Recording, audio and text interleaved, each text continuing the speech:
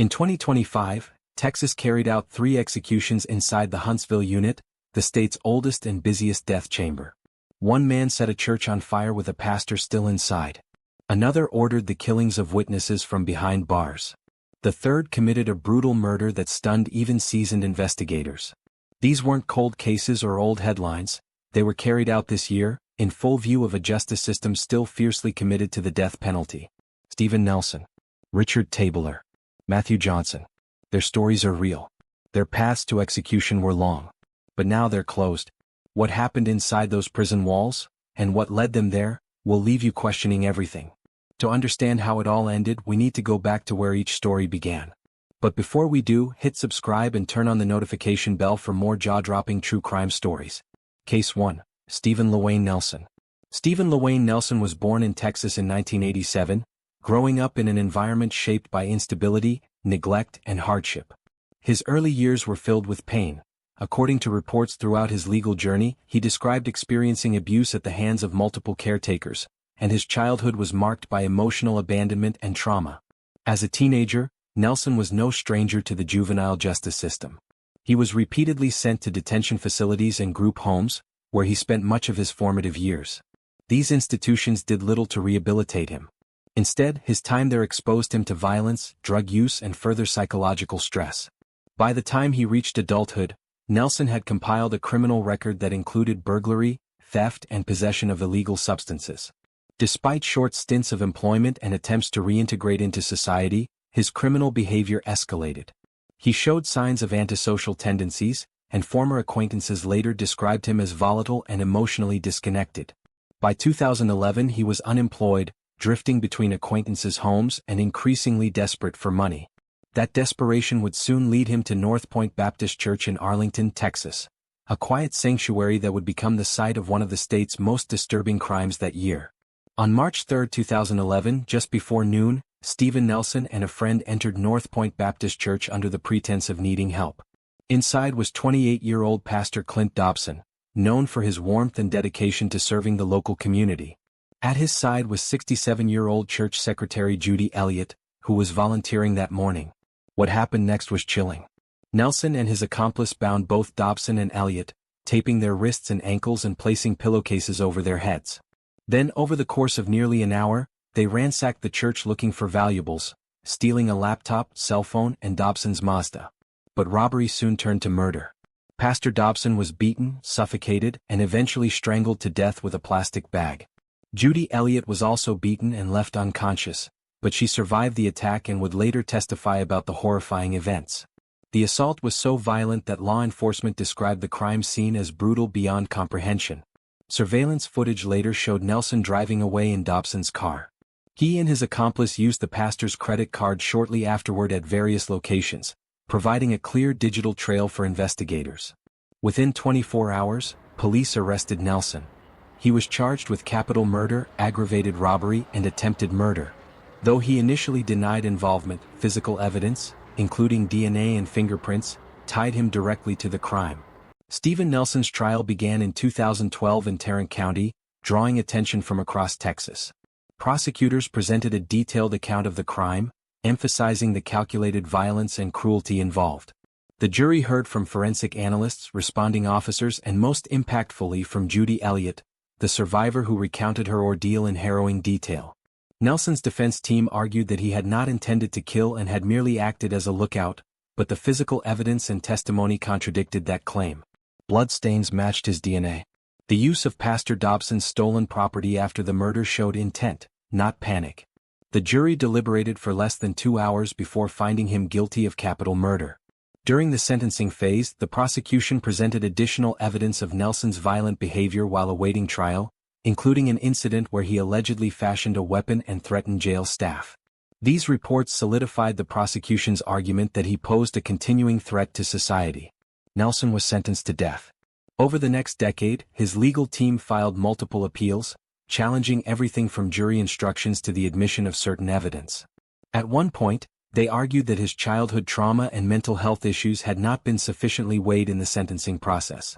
However, state and federal courts consistently upheld his conviction and sentence. The U.S. Supreme Court ultimately declined to hear his final appeal, sealing his fate. After more than a decade on death row, Stephen LaWayne Nelson was scheduled for execution in early 2025. The date was set for February 5. As is tradition in Texas, he was transferred to the Huntsville Unit, the state's primary execution site. That evening he was led into the death chamber and strapped to the gurney. Witnesses included members of Pastor Dobson's family, Judy Elliott, and members of the media. When asked if he had any final words, Nelson gave a short statement.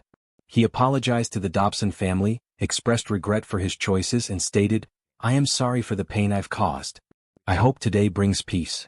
At 6:21 p.m., the lethal injection was administered. He was pronounced dead at 6:33 p.m. outside the prison. A small group gathered for a candlelight vigil, some mourning the victim, others protesting the use of the death penalty. Pastor Dobson's family released a statement thanking the community for their support and calling the execution a painful but necessary step toward justice. Case 2, Richard Lee Tabler. Richard Lee Tabler was born on February 5, 1979 in California, but his adult life would become forever tied to Killeen, Texas, a military town overshadowed by the sprawling Fort Hood Army base. Killeen is a city where soldiers, civilians, and the sometimes volatile nightlife industry intersect, and it was here that Tabler's descent into infamy took place. Tabler wasn't widely known for a remarkable life. He drifted through low-wage jobs, forming connections in Killeen's shadowy underworld, including a strip club known as Teasers, where many of his eventual victims worked or were connected. There is limited verified public record of severe childhood trauma or psychiatric diagnoses, but he had a criminal record, was known to be violent and controlling, and reportedly had a fascination with dominance and death. His name would eventually become synonymous with one of the most cold-blooded murder sprees in Texas history. In November 2004, Tabler's growing resentment toward people he perceived as disrespecting or manipulating him reached a boiling point. One of his primary targets was Mohammed Amine Ramouni, the 25-year-old manager of Teasers. Tabler believed that Ramouni had wronged him in some way, perhaps a perceived slight, perhaps exclusion from business dealings at the club.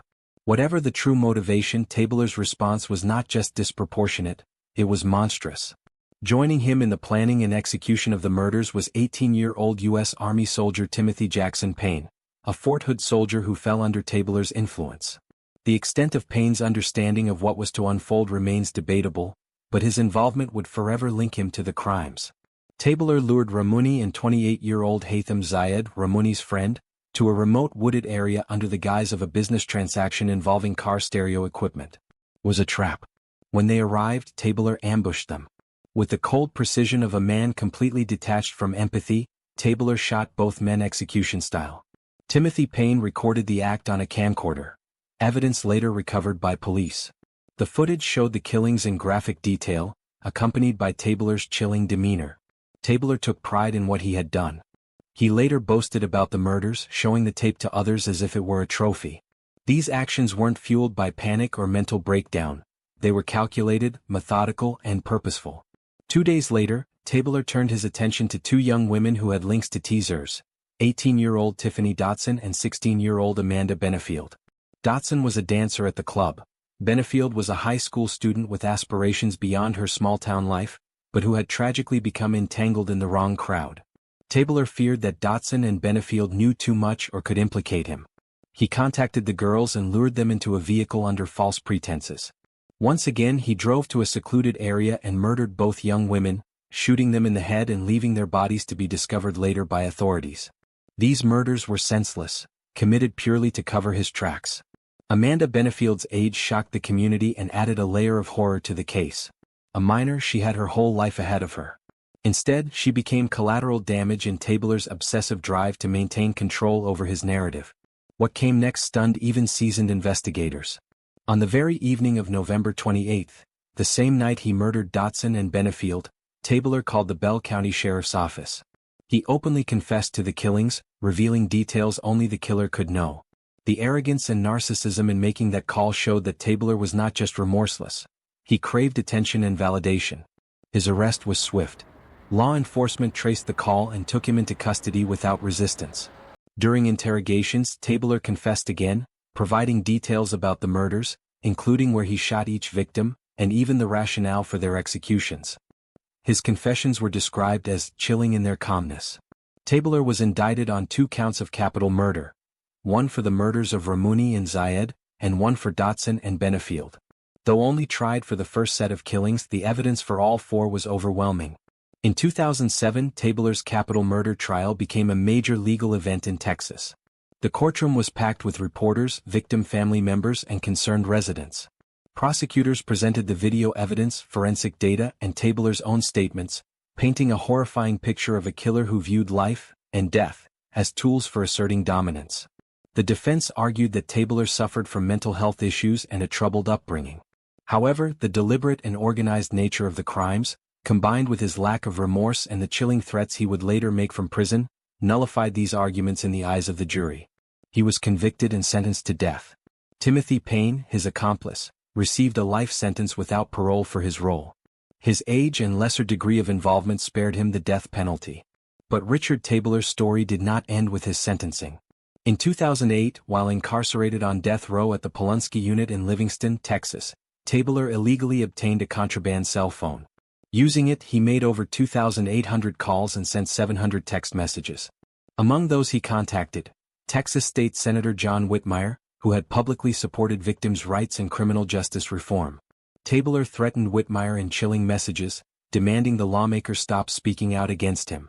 The incident triggered a statewide scandal and lockdown across all Texas prisons, prompting a major overhaul in prison security procedures. How Tabler obtained the phone remains a subject of internal investigation. Reports suggest that corrupt prison guards may have been involved in smuggling it to him for a price. After years of appeals and legal motions, all of which failed to overturn his sentence, the state of Texas set an execution date for Richard Lee Tabler. On the evening of February 13, 2025, Tabler was executed by lethal injection at the Huntsville Unit in Huntsville, Texas. He was 46 years old. Witnesses to the execution included family members of all four victims. The moment was solemn, quiet, and deeply emotional. Tabler offered a final statement, brief and subdued. He apologized to the families, saying he hoped they could find peace. The reactions to this statement were mixed. Some viewed it as too little too late. Others believed he had finally acknowledged his monstrous acts. Texas no longer honors last meal requests, so Tabler received the standard prison meal that day. He was pronounced dead at 6:38 p.m. Case 3. Matthew Lee Johnson. Matthew Lee Johnson was born and raised in Texas, growing up in a working-class environment where his early years were marked by turbulence, instability, and a lack of consistent parental support, which set the stage for a life steeped in hardship and self-destruction. He spent much of his adolescence in Garland, a suburban city northeast of Dallas, where cracks in his emotional and psychological development began to deepen. Johnson's life spiraled quickly due to chronic exposure to abuse, both emotional and physical, within his household, a trauma that left long-lasting scars and fueled his descent into a world of substance abuse and crime. By the time he reached adulthood, he had already developed a crippling addiction to narcotics and methamphetamines, which became the driving force behind many of his increasingly desperate and erratic decisions. Friends and family noted that while he showed signs of intelligence and potential in his youth, those traits were overshadowed by repeated encounters with the justice system, failed rehabilitation attempts, and deepening paranoia. His existence had become defined by instability, leading him to commit petty crimes to feed his addiction, until one devastating morning in 2012 when his destructive path would intersect fatally with the life of an innocent woman. That morning, at a quiet gas station in Garland, Johnson's life reached a point of no return in a crime that would shake the community and leave a 76-year-old grandmother fighting for her life. In the early morning hours of May 20, 2012, the peaceful routine of a Sunday in Garland, Texas, was shattered when 76-year-old Nancy Harris, a beloved church-going grandmother and longtime community member, began her shift at a local gas station where she worked part-time. Around 7:30 a.m., Matthew Johnson entered the station, reportedly high on drugs and desperate for money. According to investigators, what began as a robbery escalated into unspeakable violence. Johnson doused Harris with a flammable liquid, believed to be lighter fluid, and set her on fire before fleeing the scene with a small amount of stolen cash. Surveillance footage captured the horror as flames engulfed Harris while she struggled to escape the store, ultimately managing to stumble outside where bystanders rushed to help. She was transported to a nearby hospital with third-degree burns covering nearly 90% of her body. Despite her unimaginable pain, Nancy Harris identified Johnson to police before she slipped into unconsciousness. a moment of remarkable strength and clarity that would ultimately help secure justice in the case. She clung to life for 5 agonizing days before succumbing to her injuries. The brutality of the attack shocked the community and made headlines across the state. Police tracked down Johnson within 24 hours, finding damning physical evidence and extracting a confession in which he admitted to setting Harris on fire. The sheer cruelty of the crime and the vulnerability of the victim made the case a lightning rod for public outrage and a rallying cry for tougher punishments against violent repeat offenders. In 2013, just a year after the murder, Matthew Lee Johnson stood trial for capital murder in a Dallas County courtroom, where prosecutors described the case as one of the most horrifying acts of violence they had encountered in decades. The prosecution focused on Johnson's long criminal record, the methodical nature of the attack, and Harris's dying identification of her killer as key evidence that justified the death penalty. Jurors heard harrowing testimonies from first responders, witnesses, and medical experts who described the extent of Harris's injuries and the suffering she endured before her death. The defense attempted to pivot the narrative, portraying Johnson as a deeply troubled man shaped by a lifetime of trauma, addiction, and untreated mental illness. They argued that his actions, while reprehensible, stemmed from a life of hopelessness rather than evil intent. During the sentencing phase, Johnson himself took the stand and expressed remorse, stating that he never intended to kill Harris and that he regretted everything that happened. Despite these statements, the jury unanimously agreed on a sentence of death, moved by the shocking cruelty of the crime and the community's desire for justice. In the years that followed, Johnson filed multiple appeals, all of which were denied. He also sought clemency from the Texas Board of Pardons and Paroles, citing his remorse, mental health issues, and desire for redemption.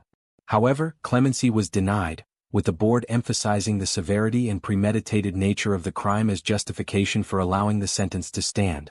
As the years passed and his execution date approached, Johnson continued to voice his regret in interviews and legal filings, but his fate was sealed by a system that had already given him every legal opportunity. On May 20, 2025, exactly 13 years to the day after Nancy Harris was set ablaze, Matthew Lee Johnson was executed by lethal injection at the Huntsville Unit in Texas, bringing an end to a long and painful chapter in the lives of the Harris family and the Garland community. As is Texas policy, Johnson was not allowed a last meal request and was given the same meal as other inmates. In the final hours before his execution, he reportedly remained quiet and contemplative, offering no resistance and speaking softly with his spiritual advisor. When asked if he had any final words, Johnson offered a brief but emotional apology. He expressed deep regret for his actions, acknowledged the pain he had caused, and asked for forgiveness from the Harris family and anyone he had hurt. Witnesses described his final moments as solemn and remorseful, though opinions varied on whether justice had truly been served. Outside the prison walls, small groups of protesters, victims' rights advocates, and journalists gathered, some holding signs supporting the death penalty, others questioning its moral and legal justification. Inside, members of Nancy Harris's family were present to witness the execution. In public statements afterward, they expressed a mixture of sorrow, relief, and closure. They remembered Harris not just as a victim of a terrible crime, but as a warm-hearted grandmother, friend, and community member whose life had been full of compassion, resilience, and grace.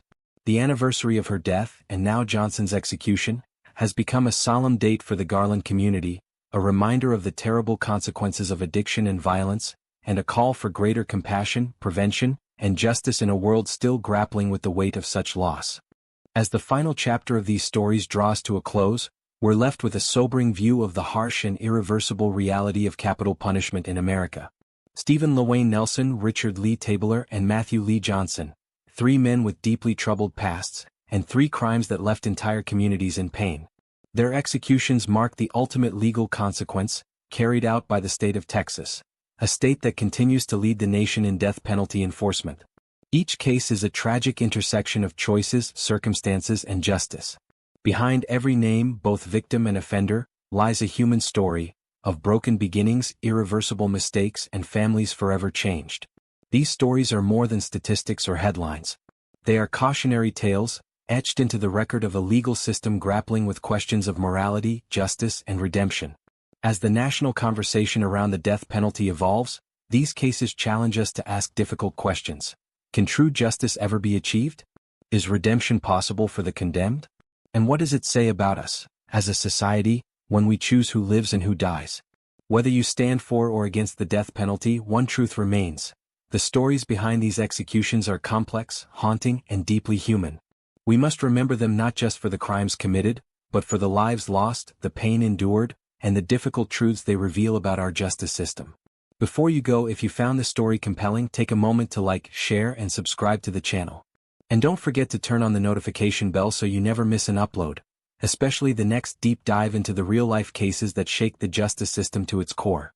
Until next time, stay informed, and stay questioning.